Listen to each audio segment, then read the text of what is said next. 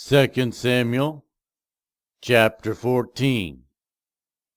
Joab son of Zeruiah knew that the king's heart longed for Absalom. So Joab sent someone to Tekoa, and had a wise woman brought from there. He said to her, "Pretend you are in mourning, dress in mourning clothes, and don't use any cosmetic lotions. Act like a woman who has spent many years grieving for the dead. Then go to the king and speak these words to him." And Joab put the words in her mouth. When the woman from Tekoa went to the king, she fell with her face to the ground to pay him honor, and she said, "Help me, your majesty." The king asked her, "What is troubling you?" She said, "I am a widow. My husband is dead. I, your servant, had 2 sons. They got into a fight with each other in the field, and no one was there to separate them. One struck the other and killed him. Now the whole clan has risen up against your servant. They say, 'Hand over the one who struck his brother down, so that we may put him to death for the life of his brother whom he killed. Then we will get rid of the heir as well.'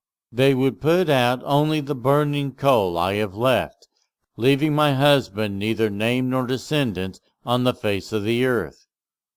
The king said to the woman, "Go home, and I will issue an order in your behalf." But the woman from Tekoa said to him, "Let my lord the king pardon me and my family, and let the king and his throne be without guilt." The king replied, "If anyone says anything to you, bring them to me, and they will not bother you again."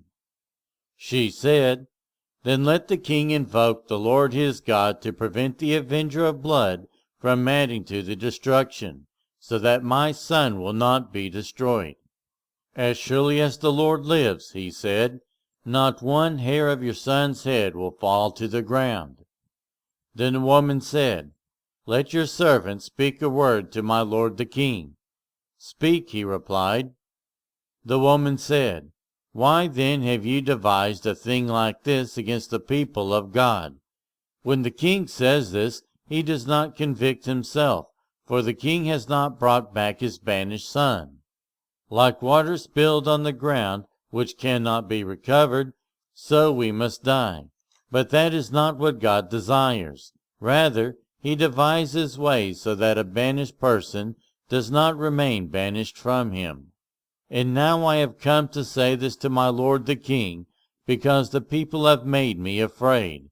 Your servant thought, I will speak to the king. Perhaps he will grant his servant's request.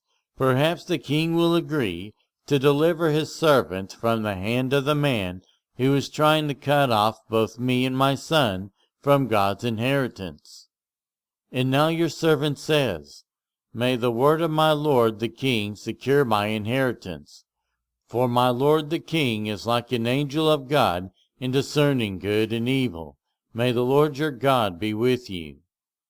Then the king said to the woman, "Don't keep from me the answer to what I am going to ask you."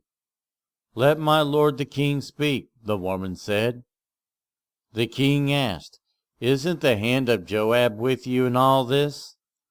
The woman answered, "As surely as you live, my lord the king.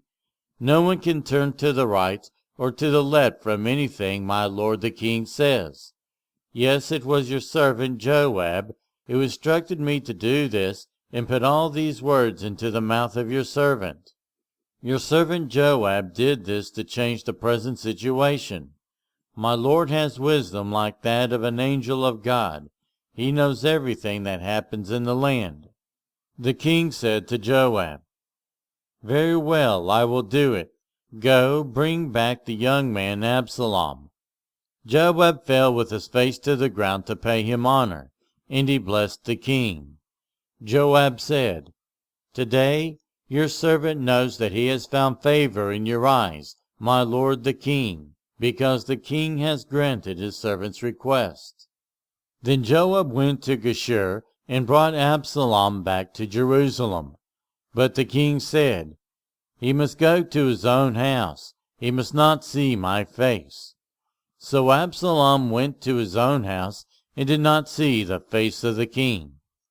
In all Israel there was not a man so highly praised for his handsome appearance as Absalom. From the top of his head to the sole of his foot there was no blemish in him. Whenever he cut the hair of his head, he used to cut his hair once a year because it became too heavy for him. He would weigh it, and its weight was 200 shekels by the royal standard. 3 sons and a daughter were born to Absalom. His daughter's name was Tamar, and she became a beautiful woman. Absalom lived 2 years in Jerusalem without seeing the king's face. Then Absalom sent for Joab in order to send him to the king. But Joab refused to come to him. So he sent a second time, but he refused to come. Then he said to his servants, "Look, Joab's field is next to mine, and he has barley there. Go and set it on fire." So Absalom's servants set the field on fire. Then Joab did go to Absalom's house, and he said to him, "Why have your servants set my field on fire?"